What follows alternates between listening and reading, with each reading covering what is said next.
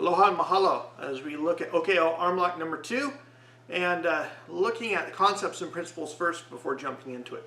So in OKO arm lock number 1, here's a picture of fists. I shared this on the OKO members website. We talk about when we're dealing with an opponent's weapon, we have really 5 different options. So here we have the outside of a right punch. This is actually backwards for you. It looks like a left punch. So this is going to be the outside of a left punch, the inside of the left punch, underneath the left punch, over the left punch, or diagonally, or what we call through the punch. Those are our 5 options. In OKO punch arm lock number 1, we went to the outside of the right. Now in arm lock number 2, we're going to be coming to the inside of the punch. And now as we do the inside of the punch, once again, we're going to use the double tap motion.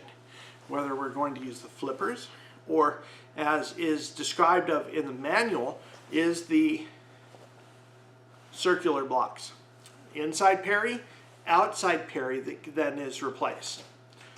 Either way is a double tap motion. It's bam, ba-bam. If we're talking about music, if you guys are musicians, you can tap on your chest and hear, if you slap both at the same time versus a syncopated beat is very close afterwards. Same thing with these parries. Ba-bam, ba-bam. Almost instantaneous. Same thing with OKO arm lock number 1. You don't necessarily have to strike at the same time. It can be concussive, very in short succession after each other. And once again, we have contouring. Once again, as I begin that inward parry and touch near his wrist, my left hand's going to come up with that outward parry. I'm going to contour with my left hand towards his wrist, once again, going from the flipper and bringing it over to the hook, what we would call the shape of the crane. As I do that, I'm contouring up his arm. If this is his arm, once again, inward parry, outward parry, and now I'm going to contour up the arm to then grab by the wrist to allow my right hand then to strike with a back fist or a cross-hand hammer. That's contouring. Once again, we also have push and pull, row the canoe.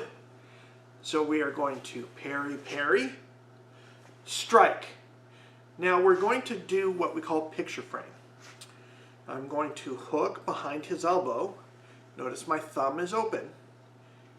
I've grabbed the wrist. My thumb is now down. It creates a picture frame for you to see through. Opposites. That allows you to pull with the right and push with the left and row the canoe.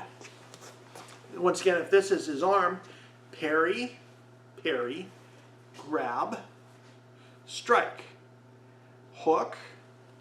Now I've got opposites, right? Thumbs are top and bottom of the arm. And now I can push, pull for the knee. I'm going to row the canoe, him, right into my knee. So we've seen double tap, contouring, pushing, pulling, rowing the canoe, and the picture frame once again. So with that, I'm going to step back here in a moment and walk through with the concepts and principles OKO arm lock number 2. Okay, as we look at OKO arm lock number 2, I'm going to be in pre-position number 2 this time. We're going to be going inside of the opponent's right arm. Right foot slightly forward. I'm going to step back and gain distance with my left leg. As I do that, I'm going to check his distance with that first hand, that right inward parry. As his weight and momentum comes forward, I'm going to parry that, continue that motion away from my face. Once again, deviating, deflecting his line. He wants to come to my face, I'm going to deviate and deflect it to beyond my body. Left hand comes up with that outward parry. I'm going to flipper, grab the wrist, and rotate and strike, whether it's back fist or cross-hand hammer. And if you're doing the back fist, targets could be the temple or the maxillary hinge. If I'm using a hammer, my targets could be either temple, maxillary hinge, or fitting in with the carotid. From there, I'm going to hook over his shoulder, once again, picture frame, and push-pull. I am going to, in this particular case, I want to bring him towards me. I can, in fact, step through reverse to bring him down and in front of me, and then bring the knee. For instance, we could do this also with our other foot forward. In the manual it says right foot forward, left foot steps back. But what if our left foot is forward? And we step forward with our left and then strike. So as the punch comes in, if my left foot's forward, we are going to parry, parry, strike. I'm going to hook. Notice my right leg is already back.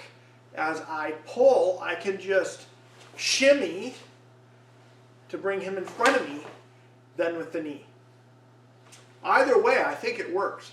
Either left leg forward, pre-position number 2, or right leg forward, pre-position number 1, I think works for OKO arm lock number 2. But let's walk through what the manual says. Right leg slightly forward, step back to the left, parry, parry, strike. I'm going to hook, and knee, push him away. Once again, a little bit faster speed. Right foot forward, left foot steps back, bam. Shimmy, and back. Now I want to show you guys what it would look like with the left leg forward. Step in, parry, parry, strike, knee, push away, and cross and cover out in a 45-degree angle. With that, this has been OKO arm lock number 2. Aloha and mahalo.